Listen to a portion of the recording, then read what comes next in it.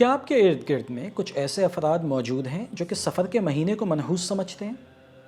یا کچھ ایسے افراد بھی موجود ہیں جو کہ سفر کے مہینے میں کچھ ایسے خاص اعمال کو انجام دیتے ہیں یہ سوچتے ہوئے کہ ان اعمال کے ذریعے سفر میں نازل ہونے والی بلائیں دور ہو جائیں گی؟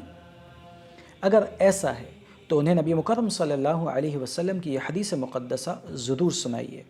کہ نبی کریم علیہ السلام نے ارشاد فرمایا لا طیرۃ ولا ہامۃ ولا سفر۔ اس حدیث مقدسہ کا معنی یہ ہے کہ بدفعلی یا بدشگونی یہ کوئی چیز نہیں، اور الو میں نحوست نہیں ہے، اور نہ ہی سفر کا مہینہ منحوس ہے۔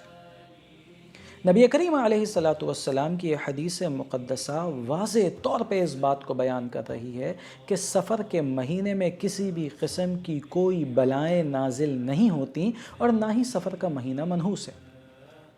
لہٰذا سفر کے مہینے سے متعلق جو باتیں منسوب کی جاتی ہیں کہ جیسے کہ 13 تیزی یا پھر سفر کا آخری بدھ اس کے اندر کاروبار کو بند رکھنا، یا پھر سفر کے مہینے میں بلاؤں کا نزول ہونا، ان تمام کی شریعت میں کوئی حیثیت نہیں ہے،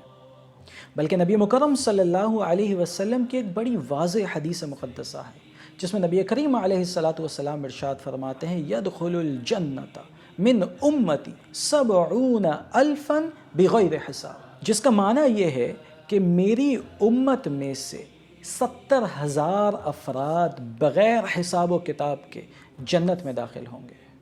اور جن افراد کا نبی کریم علیہ السلام نے ذکر فرمایا ان افراد میں ایک گروپ ان لوگوں کا ہوگا کہ لا یتطیرون، کہ وہ لوگ ہوں گے جو کہ بدفعل نہیں نکالتے ہوں گے، بدشگونی نہیں نکالتے ہوں گے، وعلی ربہم یتوکلون، اور یہ لوگ اپنے رب کے اوپر کامل توکل، کامل بھروسہ کرنے والے ہوں گے۔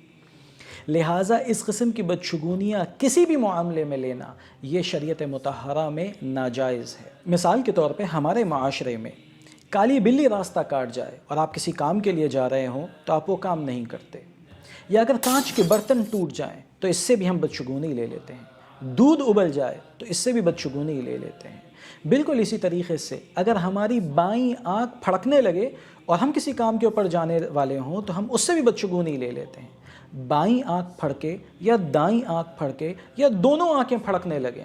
اس کا کسی بھی قسم کی بدشگونی سے کوئی تعلق نہیں ہے۔ بحیثیت انسان اگر کبھی ہمارے ساتھ بدشگونی والا معاملہ ہو بھی جائے تو نبی مکرم صلی اللہ علیہ وسلم نے اس کی بھی تعلیم فرمائی کہ اس میں ایک مسلمان کا عمل کیا ہونا چاہیے۔ نبی کریم علیہ السلام نے ارشاد فرمایا کہ اگر کسی شخص کو بدشگونی ہو تو پھر اس کا کفارہ یہ ہے کہ وہ ان الفاظ میں اللہ رب العزت کی ثنا بیان کرے۔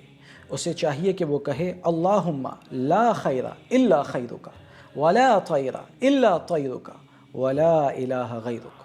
ان الفاظ کا ترجمہ یہ ہے کہ اے اللہ تیری دی ہوئی بھلائی کے سوا کوئی بھلائی نہیں، اور تیرے شگون کے سوا کوئی شگون نہیں، اور تیرے علاوہ کوئی معبود نہیں۔ اللہ تبارک و تعالی سے دعا ہے کہ وہ ہمیں ہر قسم کی بدشگونی سے محفوظ فرمائے اور ہمیشہ اسی پر اعتماد اور بھروسہ کرنے کی سعادت اور توفیق عطا فرمائے۔ السلام علیکم ورحمۃ اللہ وبرکاتہ۔